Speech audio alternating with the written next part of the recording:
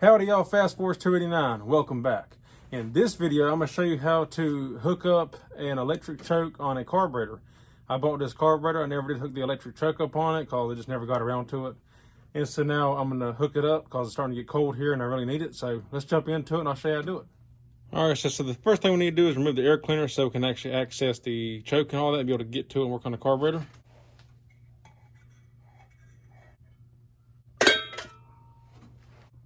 All right, now if you look at the front of the carburetor, you're gonna come around to the side. You can see right over there, that's the electric choke. So we're gonna walk around to the side. All right, so right here is your choke. This is electric choke. Some chokes are different. Some have what they call a heat stove, which is what this car would have came with from the factory, where a pipe comes up from the exhaust manifold up here and hooks in here to the back here. It screws in and that lets heat from the exhaust manifold help warm it up.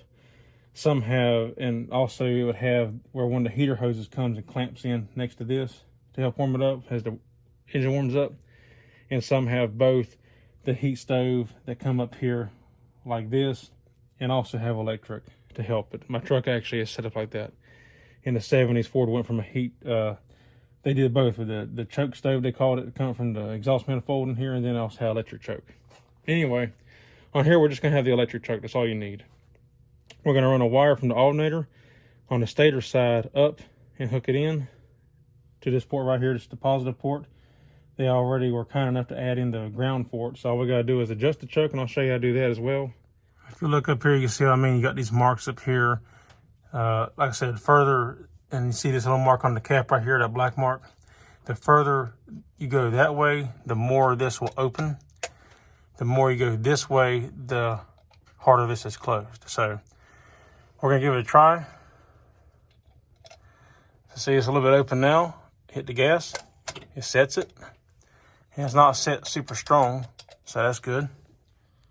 All right, so one thing we need to do is find a 12-volt source for the electric choke. So I'm gonna get my multimeter out here. I got it on DC volts, and I got it on 20. And we're gonna look for a source. Like, there's several ways you can do this. You can hook it up to the solenoid, to the ignition switch power. You can do relays. You want to find a source that has 12 volts. I'm gonna hook it to the back of the alternator on the stator post, because that should be a 12-volt power when the alternator is running. So I'm gonna check it to make sure. With the key off, there should be no power. Then I'm gonna turn the key on, check it again, there should be no power. And with the car running, there should be 12 volts. So we're gonna check that real quick. Okay, when I check it, there's no power, that's good. Now we're gonna turn the key on and check it again. Okay, so I verified it. We do have power. It's not a full 12 volts, but the engine's also not running as fast. When the choke actually works like it's supposed to, it'll run faster to produce the 12 volts till it heats up, and then the motor will slow down, so you won't need it anyway. So we're gonna go ahead and hook to the stator, and I'll show you which post that is when we pull the alternator off. All right, so we need to remove the alternator, pull it down so we can access the back of the alternator to run the wire up. Bolt loose, it's a 9/16.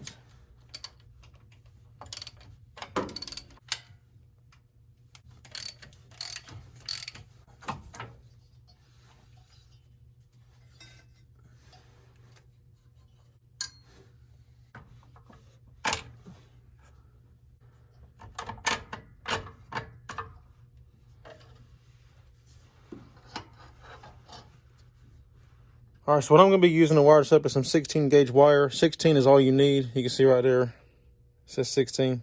It's upside down, but there you go. 16 gauge is plenty enough for this. And technically, you're supposed to use red because it's a power source. You know, you got 12 volts going through it, but it's my car. I'm the only one that works on it. I don't have to worry about it, and I know what it's going to. So, and I like the black because it blends in with the motor better, because I painted the motor black, so to kind of hide it. So I'm gonna use black. Then you need an eyelet terminal and a spade terminal. So this will hook onto the choke, this will hook onto the back of the alternator, and you don't have to disconnect the battery for this. You can if it makes you feel better. But the reason why is because the post we're attaching this to only has 12 volts, or any voltage for that matter, whenever it is running. So, and we're only gonna take that one post off, or that one nut off. So you don't have to disconnect the battery, but if you want to, you can. So what I'm gonna do is I'm gonna come through here, cut me a nice clean end, and then strip it like so. And I'll go ahead and put the eyelet on here. That way I can attach this to the alternator, and then I can figure out how long of a wire I need when I put the alternator back in place to hook to the electric choke. Pro tip, when I crush these, if you look in here, you can see how it's got like a split right there at the top. I don't like to have this go on the split part. I like to put the split part up at the rounded section, so then it's not pushed up against that split part. I think it just makes a better crimp personally if you go against the opposite side, the crimp part, because then it pushes into it instead of worrying about breaking the ends off in there. So I do that. And we'll just put our piece on.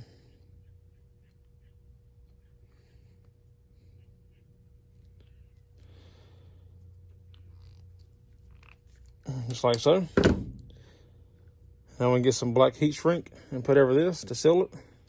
All right, so the heat shrink I got is too big, so I'm just going to wrap this in some electrical tape, and then later I can always come back and heat shrink it with some smaller heat shrink.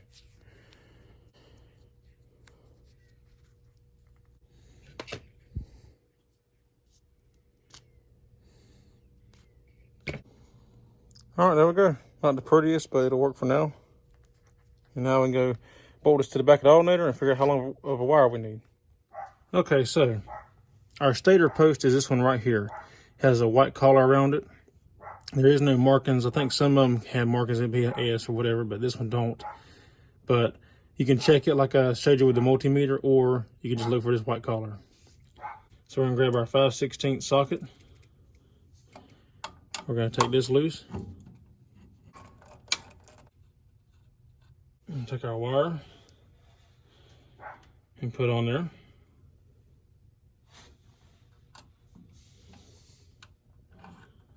Then put our nut back on.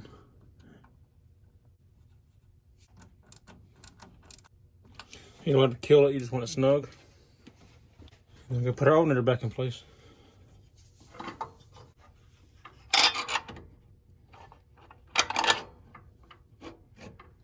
Make sure you don't get your wire pinched up in any of your pinch points.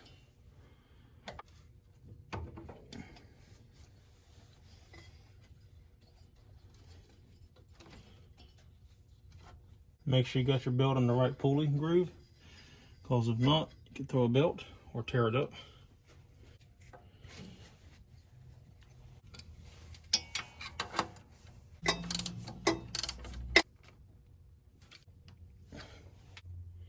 All right, so now we got to hook up to here, run the wire up to here. So we're gonna figure out the best routing for the wire. And what I'm thinking about doing is it's gonna go underneath the hose, obviously. And I'm gonna go underneath this part of the dipstick here. This little flange, you can't really see it, it's because it's so dark. You can see right there. I'm gonna go behind that and up the intake right here, and then come straight up to it. I think that's the best approach of attack. So we're just gonna roughly figure out how much wire we're gonna need.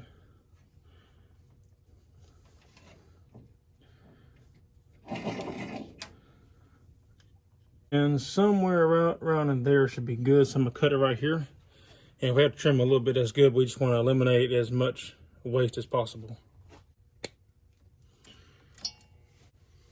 All right, so we got it trimmed. We can sit here and fish our wire up how we want it. So I'm gonna go behind this.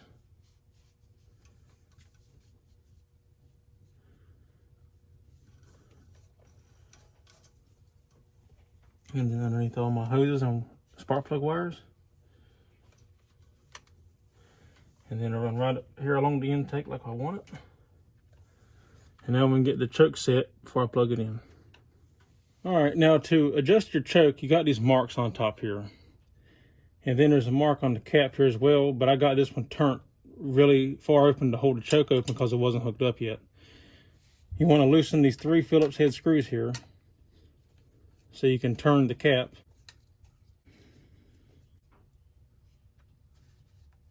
And you see we can turn it now.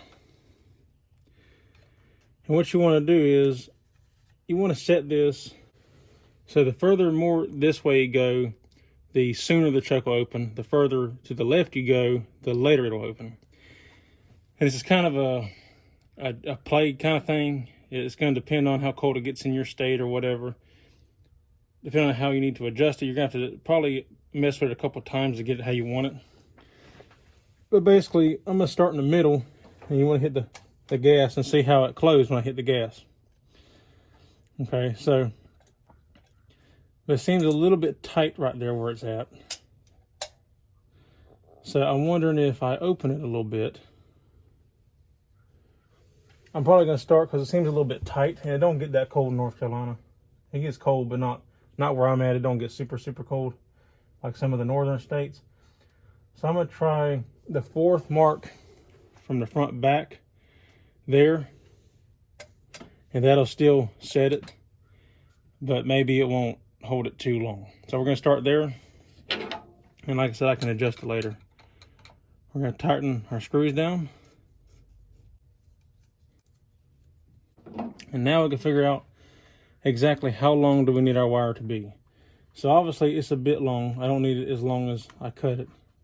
I'll leave a little bit of slack, but it only needs to be about right there or so. So we'll cut it down and hook it up. And hook this end up the same as I showed you on the last one, so I'm not going to bore you watching me hook that up. All right, so I got my end all good to go, crimped. And it goes right here. See, we got a positive sign right here to let you know where the positive wire goes. Just take it and clip it on here like this. Bam. We're good to go. I'll bend that down a little bit so it'll be less out there. So, all right. And now we can test it out. All right, guys. Well, it works. It's actually a little warm here today. Surprisingly, it's been kind of cool. Of course, today I tried to hook this up. It turns out to be pretty warm, but so I had to actually adjust it some, but we'll see how it works. It's a little bit warm here for a choke right now, so I had to adjust it to get it to work, but I'll try it again when it's like actually cold outside and see how that works. Plus, I already had the car running too to check the alternator, so that kind of didn't help. So I'll try it tomorrow or later on today when I let the car sit for a while. But yeah, that's how you do it. It's real easy, simple. Like I said, there's different ways you could do it. You could run a power wire from the fuse box, you know, out here to it. You can run it from the solenoid. You can run it with a relay. You can run it however you want to do it. I just chose the alternator way. It's the old-fashioned way of hooking up an electric choke, and it does work. It works quite well. I think Ford even did theirs based off the alternator some in the early years. So it works good though. If y'all have any questions, comments, or concerns, leave them down below, and I'll get back to you, answer anything that I can. Also, if you like the video, give me a thumbs up. I'd appreciate it. If you're not subscribed, consider subscribing. I'd appreciate it. Help my channel out. We're up to 195 subscribers as I'm shooting this video, which is great. That's amazing. I'm blown away by that. I can't believe it. And I appreciate every single one of y'all for subscribing and tuning in.